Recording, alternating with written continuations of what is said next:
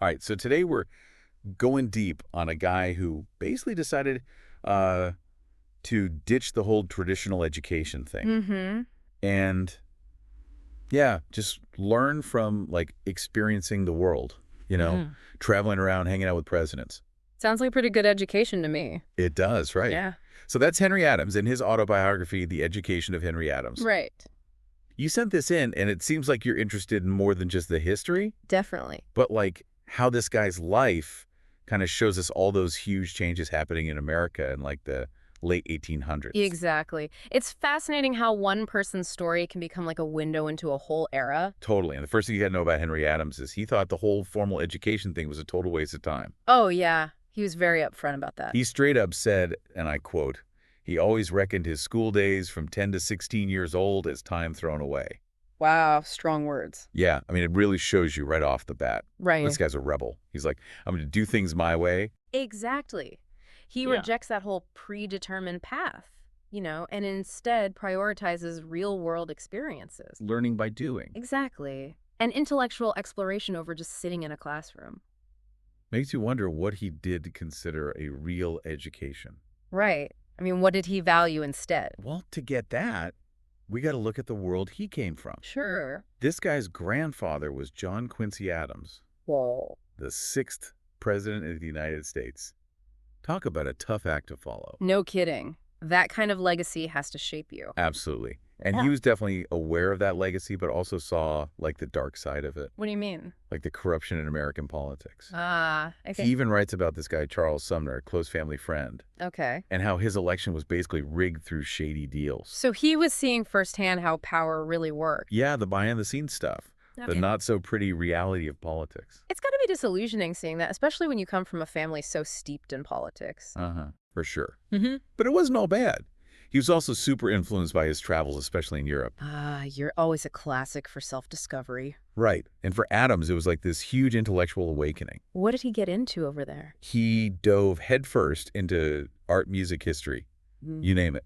He was soaking it all up. I can imagine him just wandering through museums and concert halls, just totally absorbed. And there's this great story where he talks about going to a Beethoven symphony, Oh, nice. and he's just blown away by the music, like totally overwhelmed by the emotional power of it. That's awesome. The crazy thing is he had never formally studied music. So it's pure feeling. Exactly. And he actually describes it as like breaking through a prison wall in his understanding of art. Wow, I love that analogy. Me too. Yeah, that's... It's like this realization that true understanding comes from experiencing things directly, not just reading about them in a book. Feeling it viscerally, Yeah, right? It's something else. totally. And that idea that real learning happens outside the classroom, well, it becomes a big theme in his life. Yeah.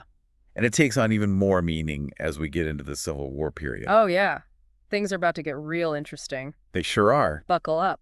Yeah, this is where things get really intense. So the Civil War, obviously a huge turning point for America. Yeah. And it really had a profound effect on Henry Adams. Oh, totally. Both like personally and in terms of his ideas, you know. Absolutely. And he was right there in the middle of it all, Wow. working as a private secretary for his dad, Okay. Charles Francis Adams Sr., Right. who was the minister to England at the time. So in the heart of it all. Talk about pressure, I know, right? trying to represent the Union, Yeah. while a lot of British society was actually sympathetic to the Confederacy. It's like trying to swim upstream. Right.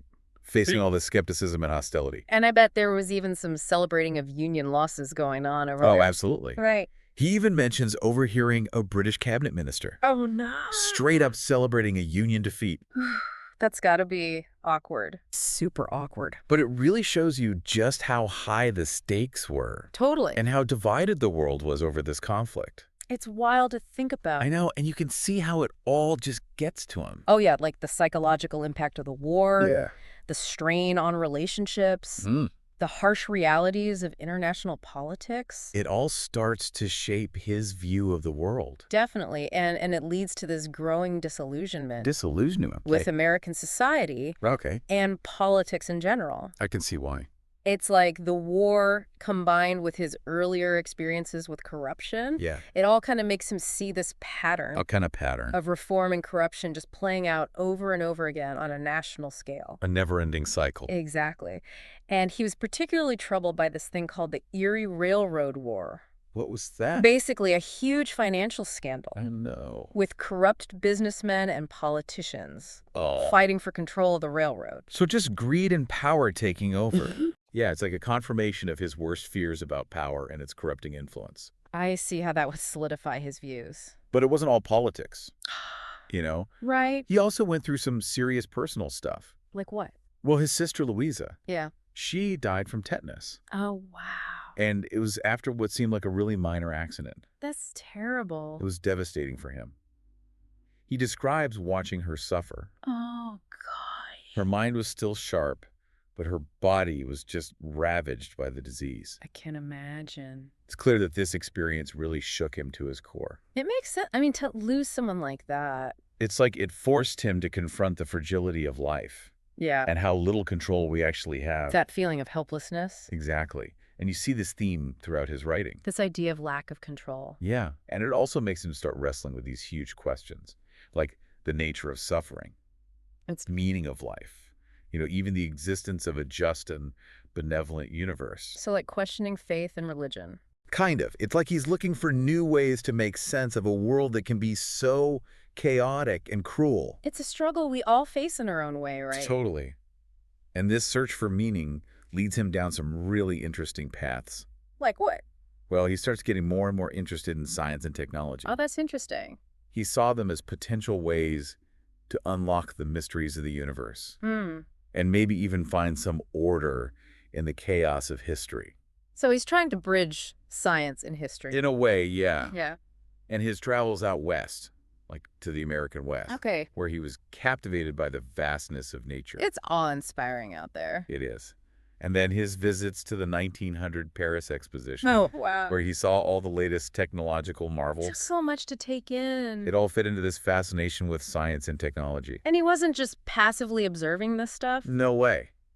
He wanted to actually apply those principles to history. That's ambitious. Super ambitious. He was searching for like a grand unifying theory. The theory of everything. Basically like a way to understand the underlying forces driving historical change. That's a tall order. It is. He was really drawn to concepts like force and inertia from physics, Okay. trying to figure out how they applied to societies and the rise and fall of power.